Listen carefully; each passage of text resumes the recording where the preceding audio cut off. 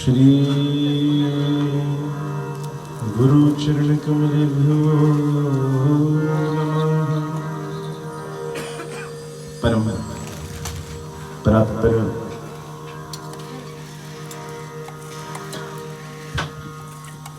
अखिल ब्रह्मांड नायक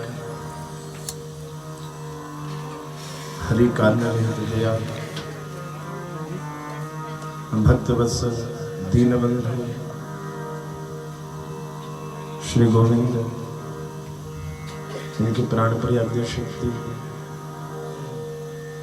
श्री राधा रानी जी सरकार की साक्षात शब्द विग्रह रूप अर्थात शब्द वे मूर्ति श्रीमद् भागवत महापुराण आज चतुर्थ दिवस की कथा में उपस्थित है परम वंदनीय मातृशक्ति समस्त ज्येष्ठ श्रेष्ठ आए हुए हैं, भगजन समस्त ब्राह्मण वर्ग, समस्त यजमान परिवार, सभी का आज की इस कथा में हार्दिक अभिनंदन। सबके हृदय में विराजित भगवान के परम पावन स्वरूप को व्यासपीठ से कोटि कोटि वंदना।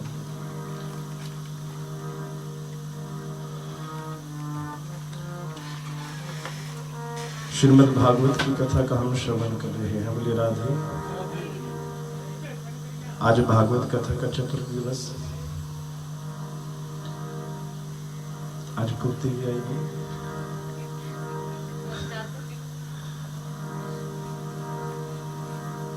बोले राधे राधे। मेरा शोभा रहती है,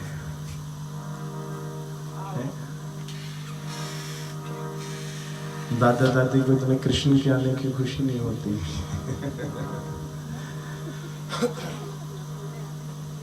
क्योंकि देखिए हमारे भगवान ने जो शरीर की रचना की है,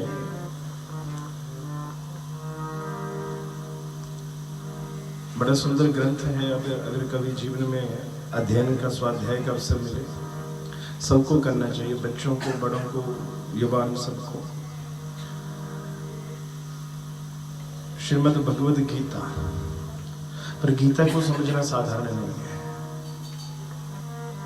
एक बड़ा सुंदर ग्रंथ है गीता, प्रेस गोरखपुर से छपता है, साधक संजीवनी। अगर अपने आप को जानना है, अपने आप को पहचानना है, तो जीवन में एक बार ना साधक संजीवनी का जरूर अध्ययन करना।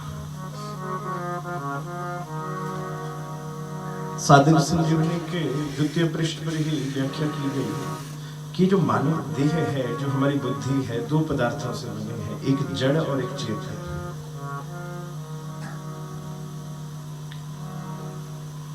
जो जड़ बुद्धि है, जो जड़ तत्व है, वो हमेशा जड़ की तरफ आकर्षण करेगा, यानी उसका आकर्षण संसार की तरफ रहेगा। जो चेतन है, उसका आकर्षण परमात्मा की तरफ रहेगा। और मुक्ति क्या है?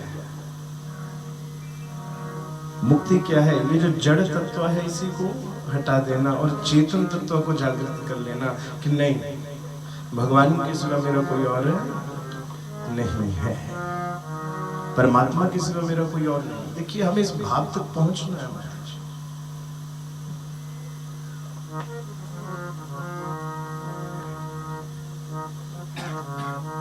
सबसे बड़ी पूजा क्या है? हमारे पुराणों में बड़ा परिशिष्ट को पढ़िए। हम पुराणों के भाव को समझ नहीं पाए, आक्षेप प्रक्षेप करते रहते हैं। अरे भैया, हमारे पुराणों में तो ये लिखा है कि अगर ममता बनी रही, अहमता और ममता, देखिए जो अपनी जिम्मेवारी है उनको पूरा करिए। इसका मतलब ये उल्टा मतलब मत लेना कि भैया अब पिता माता भूखे मरते रहे, बच्चों को कोई चिंता ही नहीं। पर जब अहमता और ममता, इससे हमें मुक्त होना है।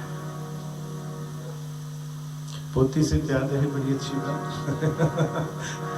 मम्मा जी कहेंगे पोती से ये शुरू कर दिया। क्योंकि अंत समय तक अगर मैं और मेरे का भाव बना रहा, तो स्पष्ट कहा है कि गंगा जल पान से मुक्ति मिलने वाली नहीं है। अगर गंगा जी से मुक्ति मिलती तो सबसे पहले जो गंगा जी में मछलियां हैं उनको मुक्ति मिलती। और ये मेरे वचन नहीं, ये हमारे पुराणों के वचन हैं। मुख्यतः देखिए अंतिम लक्ष्य क्या है? अंतिम लक्ष्य अपने आप को ही तो पहचानना है। और पहचान क्या है? मैं अरु तोरे मोरे यह माया।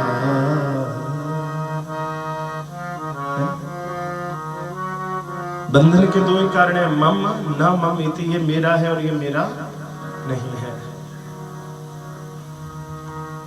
इसी प्रेम के साथ भगवान की कथा का श्रवण करते रहे। बोलिए राधे। कल हमने ध्रुव जी की कथा का श्रवण किया। 5 वर्ष की आयु में जिन्होंने भगवान को प्राप्त कर लिया, परंतु भगवान को प्राप्त करने के बाद भी आप लोग बिना कर्म किए बिना नहीं बैठ सकते,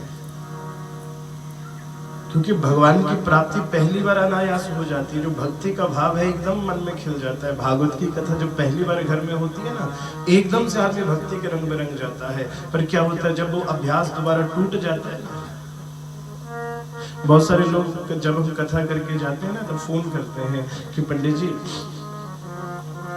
7 दिनों तक बड़ा आनंद आता है, जब आप चले गए ना मन नहीं। और जब ये ऐसा कोई फोन आता है, बुरा मत मानना, मुझे दुख होता है थोड़ा। दुख इसलिए होता है कि भैया आप 7 दिनों तक समझ ही नहीं पाए। आपको ये आनंद इसलिए आया क्योंकि आपके घर में भजन होता रहा। आपके घर में ठाकुर जी आकर के साक्षात जो आनंद रूप है वो आकर के विराजे हैं। आनंद इनके आने का है, आनंद किसी पंडित के आने का। मैं तो 100 बार आपके घर आया, तब वो आनंद कहाँ था?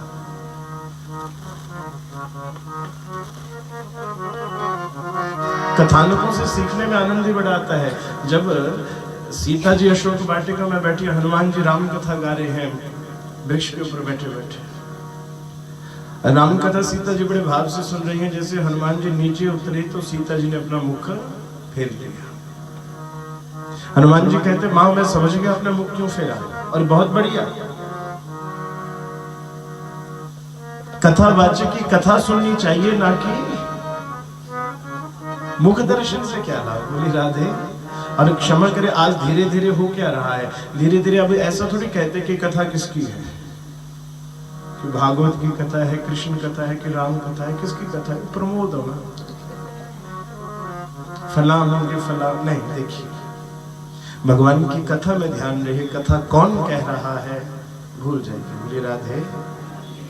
यानी कथा सुनते इसमें चित्त भगवान का मन में चलता रहे, और यही कथा का है। हमेशा नजर ठाकुर जी, देखो आज परिवार ने बड़ा सुंदर ठाकुर जी को सजाया है ना, सुंदर लग रहे हैं ना? बोलिए श्री ठाकुर जी महाराज की। निश्चिंत होना ही मुक्ति है। ध्रुव जी ने भगवान को विस्मरण कर दिया। 36,000 वर्षों तक जब राज भोगा तो राज भोगते भोगते ऐसी आसक्ति उस राज में आ गई कि यक्षों से लड़ने के लिए चले। कल कथा सुनी। अंत में फिर याद आई कि नहीं, ये मेरा रास्ता नहीं है, मैं रास्ता भटक रहा हूं। पुनः भक्ति मार्ग पर आए और सदगति को प्राप्त किया, और ध्रुव लोक में आज भी उनका निवास है। और ध्रुव जी ने एक गीता लिखी है बड़ी सुंदर, उसमें उन्होंने यही कहा है कि चिंता मांगो, कि चिंता से चतुराई घटे, चिंता से चतुराई घटे, घटे बुद्धि और ज्ञान। अरे चिंता बड़ी अभागिनी, ये चिंता है चिता समान, ये चिंता है चिता समान। निश्चिंत होकर आगे ध्रुव जी के संपूर्ण वंश का वर्णन श्रीमद् भागवत महापुराण में आता है। ध्रुव जी के वंश में आगे हुई उत्कल। उत्कल जो थे ब्रह्म ज्ञानी थे, पर इतना ज्ञान हो गया कि भैया ये राज काज कुछ नहीं, पागलों की तरह घूमते थे, पागलों की तरह ये घूमते रहते थे। और इन्हीं के वंश में आगे वत्सर हुए। वत्सर के आगे 6 पुत्र हुए। इन्हीं के वंश में आगे चक्षु हुए, जिनके नाम से चाक्षुष मनवंतर चला। और इन्हीं के वंश में आगे उल्मुख नाम के राजा हुए, जिनके आगे जो राजा बने उनका नाम था अंग। यहां तक तो बढ़िया ध्रुव जी का वंश चलता रहा, सब धार्मिक राजा पैदा हुए, धर्मात्मा पैदा हुए। परंतु ये जो अंग थे, अंग के घर में जो संतान पैदा हुई वो परम नास्तिक, भगवान को मानने वाला नहीं था। और जितने भी राक्षसीय गुण थे सब उसमें भरे हुए थे, और उसका नाम था वेन। महाराज ये ध्रुव जी के पावन वंश में, इतने उत्तम वंश में ऐसा कहां से पैदा हो गया? तो यहां पर चर्चा आई कि देखिए 4 प्रकार के पुत्र होते हैं। माता जी कितने प्रकार के पुत्र, कितने प्रकार के होते हैं? बताती रहा कर दादी को, अम्मा का ध्यान इधर उधर ज्यादा रहता है। 4 प्रकार के पुत्र कहे गए। पहला है शत्रु पुत्र। कुछ लोग परेशान रहते हैं ना कि पंडित जी चाहते तो हम भी धर्म कर्म करें, पूजा पाठ करें, पर क्या करें, परिवार ही जीने नहीं देते। तो याद रखिए, एक पुत्र होता है शत्रु पुत्र। ये जितने भी संबंधी हमसे जुड़ते हैं ना प्रभु, ये सब हमारे पूर्व जन्म के कर्म हैं। हम जो देखिए भगवान की भक्ति के सिवा जो भी प्राप्त हो रहा है वो सब पूर्व जन्म के कर्म हैं। भगवान की भक्ति इच्छा से पैदा होती है, क्योंकि भगवान की भक्ति, यज्ञ, पूजा पाठ आपको कर्म में नहीं बांधता। इससे मुक्त हो जाइए, ये कर्म में नहीं बांधेगा। जितने भी आपके जड़ कार्य हैं वो आपको कर्म में बांधेंगे।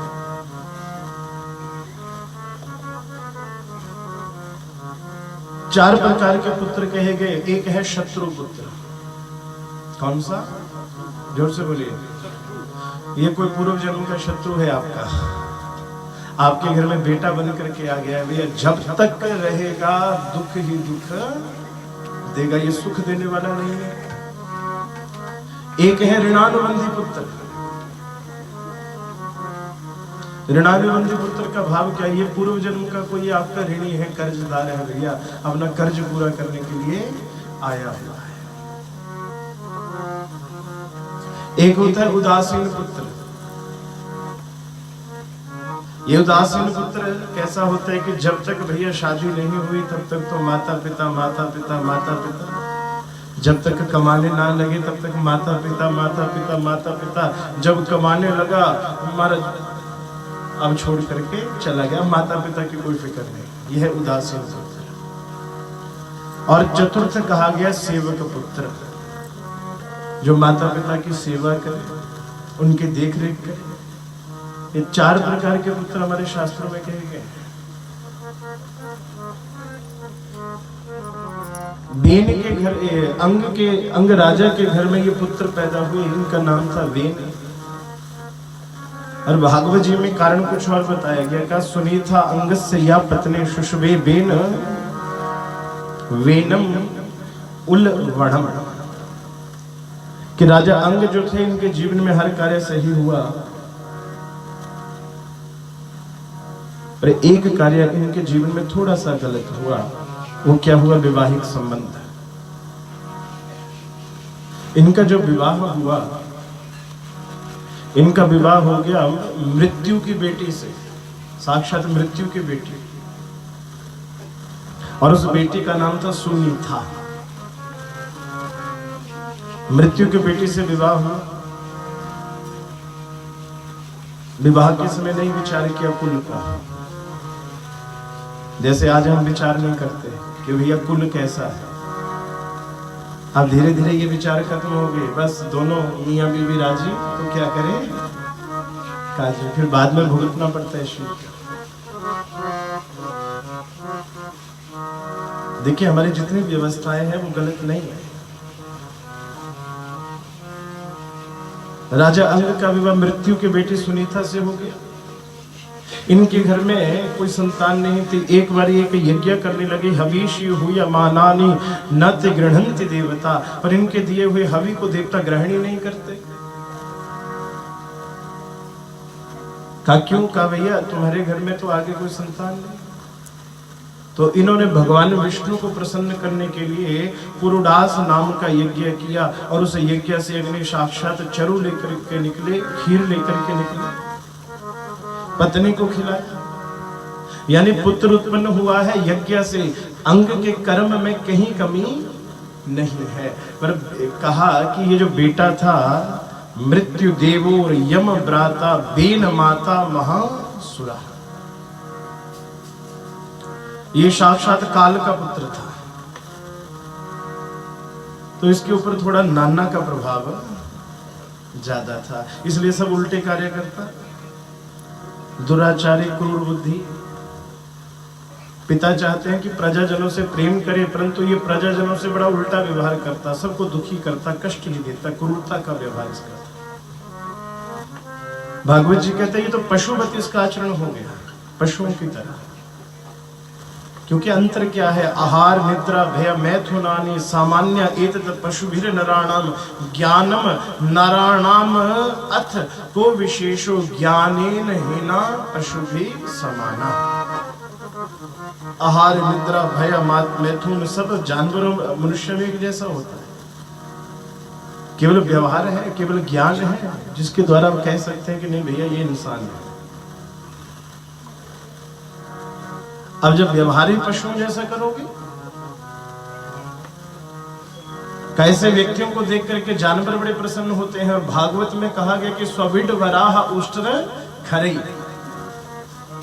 ऐसे लोगों को देख करके जो भजन नहीं करते, दुराचार में लगे रहते हैं। 4 पशुओं के नाम दिए, स्वविड वराह उष्ट्र खरई। स्वविड माने स्वान। स्वान किसे कहते हैं? स्वान कहते हैं कुत्ते को। जब आपस में हमें लड़ते झगड़ते देखते हैं ना,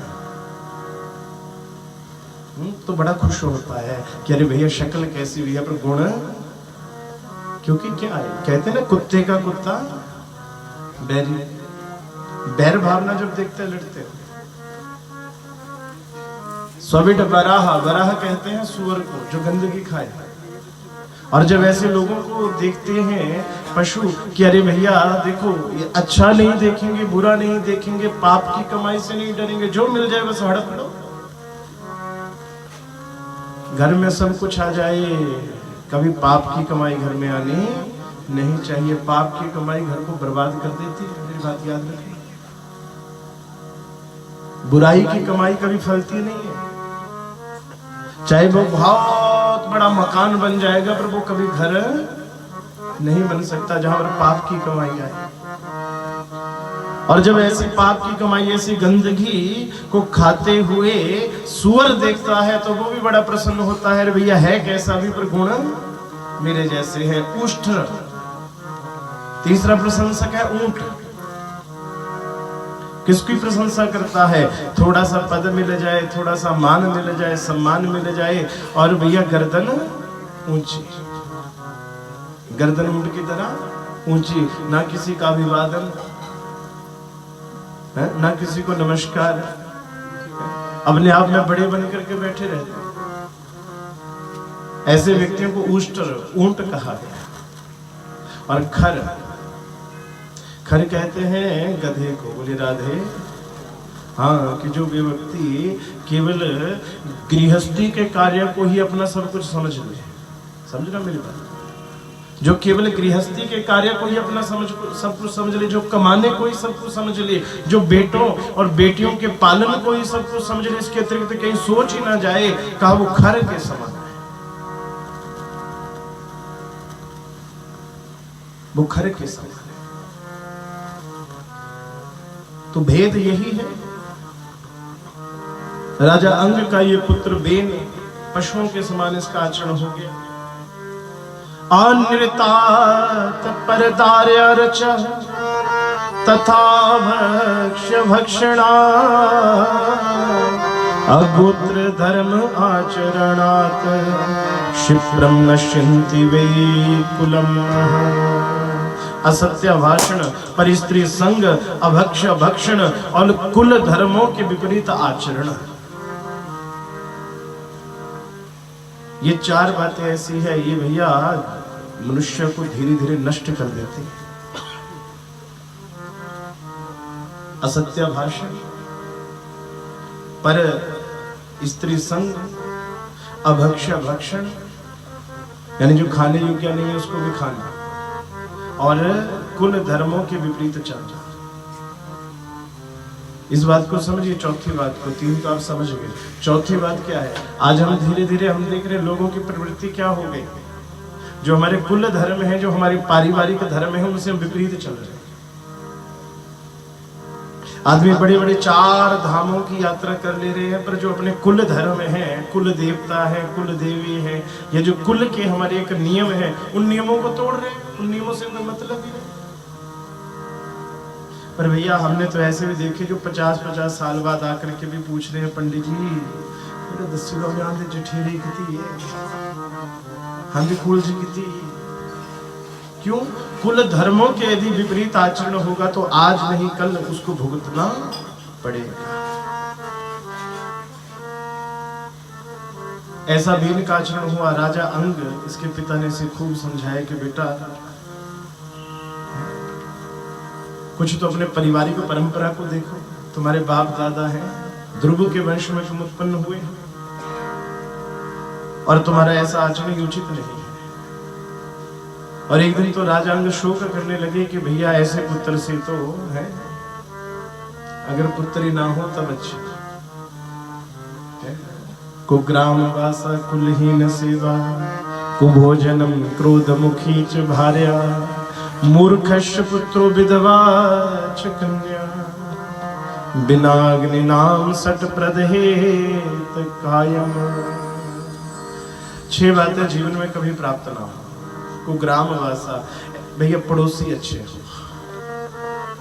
कुग्राम वासा, ऐसे स्थान पर रहना जो स्थान रहने के लिए उचित ना हो। कई बार ऐसे स्थान पर आदमी आ जाता है कि जहां पर भैया बड़े बड़े लोग भी हमने, क्यों कोई स्थान ही ऐसा होता है। और स्थान की शुद्धता कैसे होती है? स्थान की शुद्धता होती है, कहा जहां पर कोई वैष्णव रहे, जहां भगवान का भक्त रहे, जहां भगवान का मंदिर हो, उस स्थान की भी अशुद्धता दूर हो जाती है। कुलहीन सेवा, कुलहीन की सेवा, कुभोजनम, क्रोध मुखी च भार्या, गुस्सा करने वाली पत्नी। बोले राधे। हाँ, जो पत्नी गुस्सा करने वाली हो ना, वो भी प्रदहेत कायम का, बिना आग के जलाने वाली होती है। मूर्खश पुत्र, विधवा च कन्या। राजा अंग ने बड़ा विचार किया, पर जब देखा कि पुत्र सुधरा नहीं, तो राजा अंग ने एक दिन क्या किया, चुपचाप भैया हाथ जोड़े, खुद ही राज्य छोड़ करके चले गए। कहाँ गए कोई पता नहीं। अब सबने क्या किया कि राजा का पुत्र है तो इसी को राजा बना दो। राजा बना दिया। राजा बनते घोषणा कर दी, ना हो तव्यम ना दातव्यम, कि आज से ना कोई हवन होगा, ना पूजा होगी, ना पाठ होगा, भगवान कुछ नहीं। ऐसा नहीं, नास्तिक अभी पैदा हुए हैं, पहले भी बहुत हुए हैं। यानी जितने भी हमारी परंपरा थी, सनातन परंपरा, सबका विरोध करने वाला ये पैदा हो गया ध्रुव जी के ही वंश। ऋषियों ने देखा। वैसे देखिए, ब्राह्मणों को, संतों को, जो धार्मिक कार्य में लगे रहते हैं ना, उनको हमेशा राजनीति से दूर रहना चाहिए। ये नियम कहता है राजनीति से दूर रहना चाहिए। पर जब राज ही बिगड़ जाए ना, जब समाज ही बिगड़ जाए, जब युद्ध 2 व्यक्तियों का न रह करके धर्म और अधर्म का हो जाए, तो भगवान श्री कृष्ण भी एक पाले में आकर के खड़े हुए हैं। भगवान भी एक पाले में आकर के खड़े हुए, जहां धर्म और अधर्म का विषय। या ऋषियों ने विचार किया कि राजा राज तो कर रहा है पर उचित नहीं है। सब ऋषियों ने जाकर के विरोध किया, कहा महाराज आपके नियम ये गलत है। कहने लगा, रे तुम मेरी पूजा करो, तुम्हारे जितने भी आश्रम है सबको दान मेरे यहाँ से जाता है, भोजन की व्यवस्था मेरे यहाँ से होती है, नाम लेते हो भगवान का, क्या भगवान तुम्हें खिलाते हैं आकर के? अरे जो खिला रहा है उसकी जय जयकार किया करो।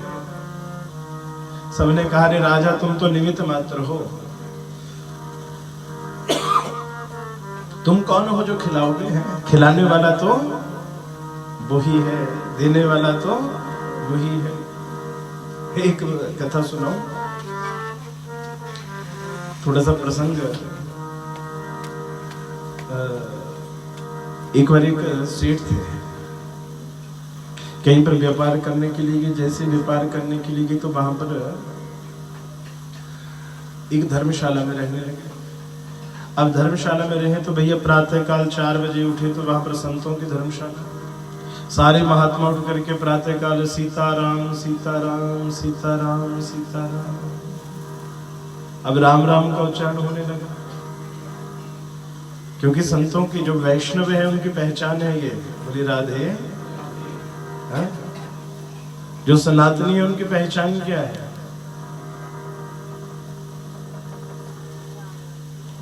माथे पर तिलक, संध्या स्नान तिलक विहीना ब्राह्मण भी चांडाल समाना। अगर संध्या स्नान तिलक नहीं है तो क्या उस ब्राह्मण के तो कभी पैर में नहीं छूने चाहिए, उसको कितना भी बड़ा विद्वान क्यों ना।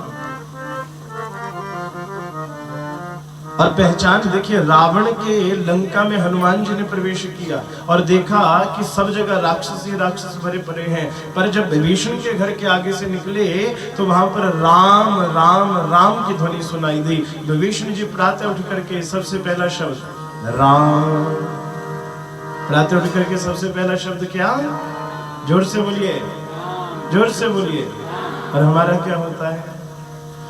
चाय है, चाय। और महाराज 2 मिनट ना मिले तो हाय हाय हाय। बोले वृंदावन बिहारी लाल। अब जो प्रातः काल राम राम होने लगी, अब सेठ जी पूरी रात के थके थे, प्रातः काल उठे और कहने लगे अरे सबको क्या सुबह सुबह राम राम राम लगा रखी है, सोने भी नहीं देते। तो वहां के जो महंत थे, मुखिया थे, उन्होंने पूछा अरे भैया क्या हुआ? करे क्या सुबह सुबह? करे भैया हम तो उसको जरूर याद करते हैं जो हमें खिलाता है। अच्छा भगवान तुम्हें खिलाता है? कहा हाँ भैया, मुझे क्या, तुझे भी तो वही खिला रहा है, तुझे खिलाने वाला भी वही है। करे नहीं, मैं तो अपनी मेहनत का खाता हूं, मैं अपनी मेहनत करता हूं, कमाता हूं और खाता हूं, मुझे कोई तुम्हारा राम नहीं खिलाता।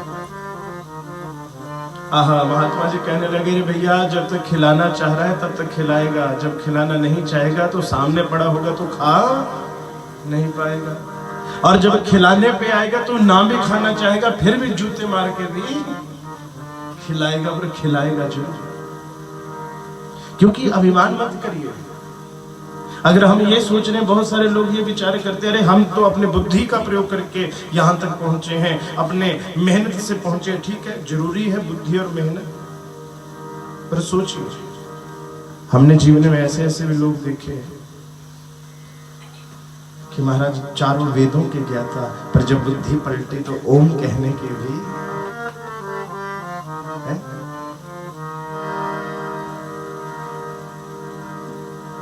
ये भगवान जब तक चला रहे हैं चलो।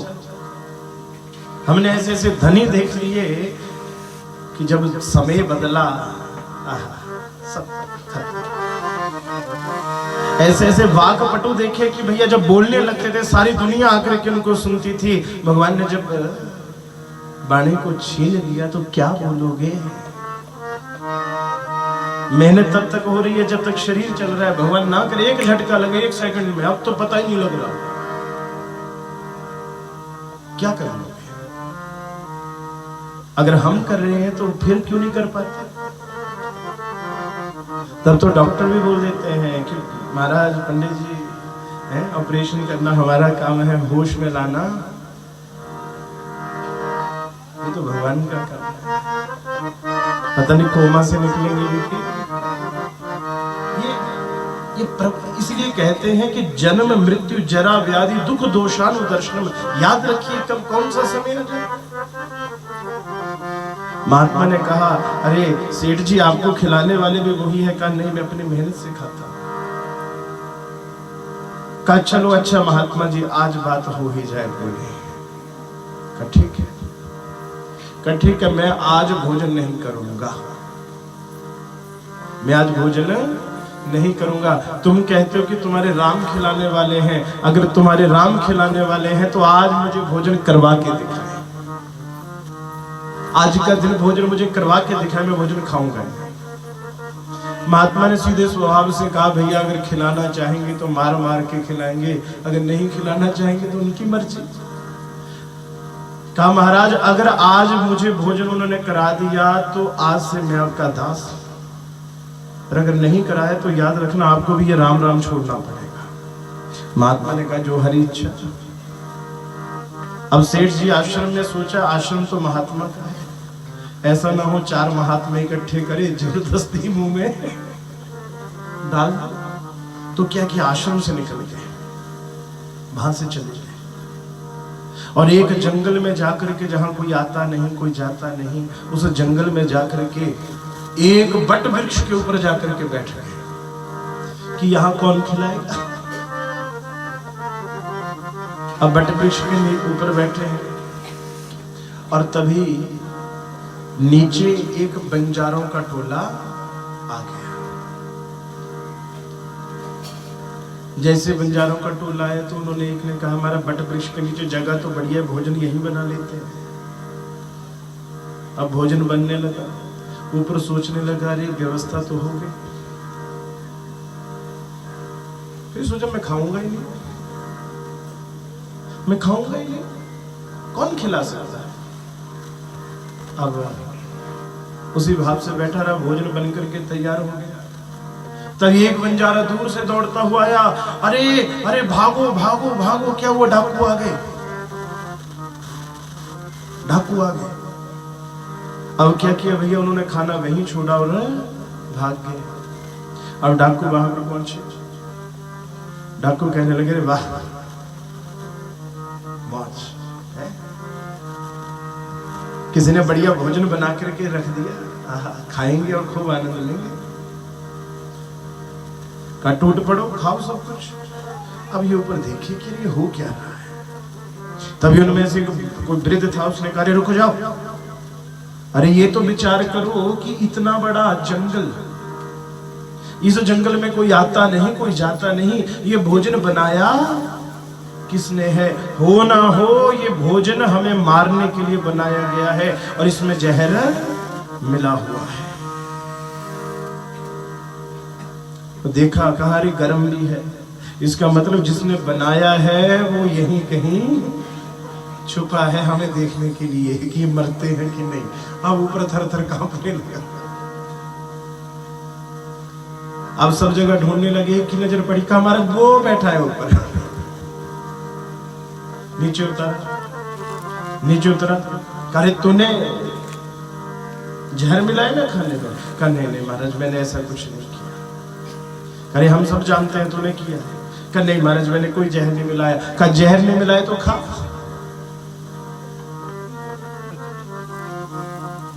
अगर जहर नहीं मिलाया तो खा। अब उसको महात्मा की बात याद है। कहा नहीं मैं भोजन नहीं करूंगा, बाकी चाहे जो मर्जी मुझसे करवा लो, मैं भोजन नहीं कर सकता। कहा नहीं भोजन करना पड़ेगा, खा। नहीं मैंने कहा महाराज अब तो पक्का है किसने जहर मिलाया है, तभी तो खा नहीं रहा, नहीं तो खाता। कहीं ऐसे नहीं मानेगा, इन लातों के भूत बातों से नहीं मानेंगे। कहा महाराज अब डाकुओं ने घेरा, कभी एक तरफ से कभी दूसरी तरफ से कभी डंडे से है। कहा खा। और महाराज मुंह खोल के जबरदस्ती उसके मुंह में भोजन डाल दिया। महात्मा की बात याद आ गई कि राम जी खिलाना चाहेंगे तो जबरदस्ती खिलाएंगे, अब तो जबरदस्ती खिलाएंगे। और महाराज दौड़ा दौड़ा महात्मा जी के पास गया और उन महात्मा के चरणों में गिर गया। और ये कोई और नहीं थे, ये संत कौन थे? बाद में बहुत बड़े संत बने ये सेठ जो थे। आज भी वृंदावन में दो ही रत्न हैं, वृंदावन के दो रत्न मानते हैं आज। एक तो है स्वामी प्रेमानंद जी महाराज, और दूसरे जो भागवत इत्यादि से जुड़े हैं, धर्म से जुड़े उन लोगों को पता होगा, दूसरे हैं श्री श्री राजेंद्र दास जी महाराज, मलूक पीठाधीश्वर। पूरे वृंदावन में सारी दुनिया दोनों को ही श्रवण करती है। और ये जो मलूक पीठाधीश्वर श्री राजेंद्र दास जी महाराज हैं, ये जिस पीठ के अधिपति हैं, उन पीठ का नाम है मलूक।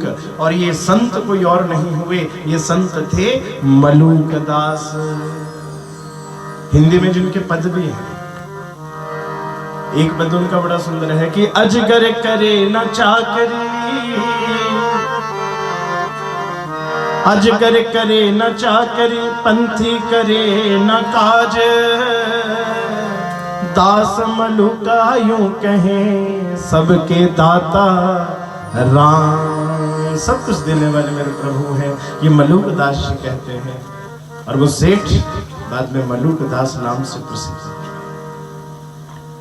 तो ऋषियों ने बेन को समझाया, कहा महाराज आप कर रहे हो, भगवान की कृपा पर देने वाले हमारे ठाकुर जी हैं। बेन नहीं माना तो ऋषियों ने जोर से हुंकार भरी। अब जैसे ऋषियों ने हुंकार भरी तो बेन जो था वो थर थर कांपने लगा, और यहीं पर बेन का शरीर छूट गया। बोले राधे। हाँ, इस कथा को पढ़ करके लगता है कि पहले भी हार्ट अटैक होते थे। ऋषियों ने कहा क्या करें, सबने विचार किया। अब पुराना महाराज विज्ञान भी बड़ा उन्नत, कब क्या करें, इसका तो आगे कोई वंशज ही नहीं है। तो बेन के शरीर का मंथन किया गया, और उसके शरीर का जब मंथन किया गया, पहले एक बिल्कुल काले रंग का छोटे से कद का एक पुरुष पैदा हुआ। इसको जिसने कहा महाराज मैं कौन हूं, मैं क्या करूं, ऋषि ने कहा निशीथ चुपचाप बैठ जाए। और यहां से निषाद उत्पन्न हो गए। पुनः मंथन किया गया तो इसके शरीर से एक पुरुष जिनका नाम है पृथु, और एक स्त्री जिसका नाम है अर्ची, दोनों का प्राकट्य हुआ है। ऋषियों ने चरण चिन्ह देखे पहचानेंगे ये पृथु जी कोई और नहीं है, साक्षात नारायण के ही अवतार हैं। बोलिए नारायण भगवान की, बोलिए पृथु महाराज की। इनके पत्नी का नाम अर्ची, जो साक्षात लक्ष्मी का रूप है। सब प्रसन्न होकर जय जयकार करने लगे, सिंहासन के ऊपर बिठा दिया, राजा बना दिया। राजा बने तो एक दिन सारे जो इनके सभासद थे, सारी जनता इनके पास पहुंच गई। कहा महाराज आप राजा तो बन गए, पर हमारा हाल बड़ा खराब है। करे क्या हुआ, का भूमि बंजर हो रही है, हम भूमि में कुछ बोते हैं पैदा ही नहीं होता। महाराज पृथु ने पृथ्वी को बुलाया, पृथ्वी गौ रूप बना करके आई। कहा देवी जब हम यज्ञ करते हैं तो उस यज्ञ का भाग आपको भी तो प्रदान करते हैं। राधे, आपके घर में जो भी यज्ञ होता है वो केवल आपका नहीं होता। सनातन किसे कहते हैं, वसुधा एव कुटुंबकम। और इसका सबसे बड़ा प्रमाण देखिए, आप कभी आहुति जब डालते हैं तो सुनना, या पंडित जी जब आपसे पूजा करवाते हैं तो सबसे अंत में एक वाक्य कहते हैं, उसको सुनना। अनेन कृत्येन पूजनेन भगवान विष्णु प्रियंताम न मम। क्या कहते हैं, न मम। इसमें सिर्फ मेरा ही स्वार्थ नहीं है, ये पूजा संपूर्ण लोगों को प्राप्त हो। यहाँ तो आहुति भी एक डाली जाती है तो कहते हैं अग्न्ये स्वाहा इदम अग्नये इदम न मम। सबके लिए भाग है यज्ञ में, और केवल देवताओं के तौर पर नहीं, महाराज सामाजिक तौर पर यज्ञ सबको साथ लेकर के चलने का नाम है। अब देखिए यज्ञ में जो कलश बनता है वो कौन बनाते हैं, क्या ब्राह्मण बनाते हैं? अब तो चलो वो परंपरा अलग हो गई, पर नहीं, कुम्हार कलश बनाते हैं। कुटिया के लिए जो कारीगर है उनको बुलाया जाता है। यानी जितने भी वर्ण हैं, जितने भी हमारे जो जातीय व्यवस्था, जितने वर्ण हैं, ये सबको अधिकार दिया गया, यज्ञ में किसी एक का अधिकार नहीं है। महाराज पृथु ने गौ रूप पृथ्वी से कहा, देवी जब कोई भी यज्ञ होता है तुम्हें बराबर उस यज्ञ का भाग मिलता है, और ये भाग इसलिए मिलता है कि अगर एक दाना कोई अन्न का डाले तो बदले में आप अनेक करके वापस दो। भूमि पर जितने भी प्राणी रहते हैं उनके जीवन के लिए व्यवस्था आप कर, ये आपका कर्तव्य है। पृथ्वी ने कहा हमारा ठीक है, मेरा ये कर्तव्य है, परंतु जब से ये बेन जैसे दुष्ट मेरे यहाँ पैदा होने लगे महाराज, मैंने सबको छुपा लिया, मैंने छुपा लिया। क्योंकि पृथ्वी सब कुछ देती है, पर कब जब धर्म होगा तभी तो देगी। अब देखिए पहले कितनी व्यवस्थाएं थी, नदी नाले सब बढ़िया ना, बाएं कुएं सब कुछ। कारण क्या था? लोगों में धर्म था। अब धीरे धीरे धीरे भैया हमारे जो है, मुझे एक बात बताइए, पैसा आज हमारी पीढ़ी के पास ज्यादा है जो पुराने लोग हैं उनके पास ज्यादा था? बताइए जरा, आज की पीढ़ी के पास ज्यादा है कि पुरानों के पास ज्यादा था? बताइए तो सही। मैं इनकम टैक्स में नहीं दूंगा भैया, क्यों घबरा रहे हो? आज की पीढ़ी के पास पैसा ज्यादा है, पर आज हम एक बड़ी सच्चाई कहने जा रहा हूं। आज हम ये चाहते हैं कि अगर मेरे घर का रास्ता भी बने तो कौन बनाए? सोचिए, हमारे निघार से यहाँ नीचे आने के लिए कितने क्वाड़ थे, कौन सी सरकार ने बनाए थे?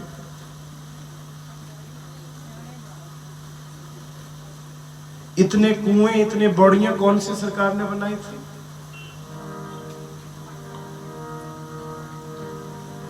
एक दिन तो मैं खबर पढ़ रहा था कि अरे फलां के शासन में, देखिए राजनीति से मुझे कोई मतलब नहीं है, चाहे कोई भी हो, पर फलां के शासन में कि वो अर्थी को कदे साइकिल पर शव ले जाना पड़ा शमशान घाट। मेरे मन में प्रश्न पैदा हुआ, क्या शव को शमशान घाट ले जाना ये सरकार का काम है कि समाज का काम है? पर जैसे जैसे हम आगे बढ़ रहे हैं ना भैया, ये काम भी दिल्ली में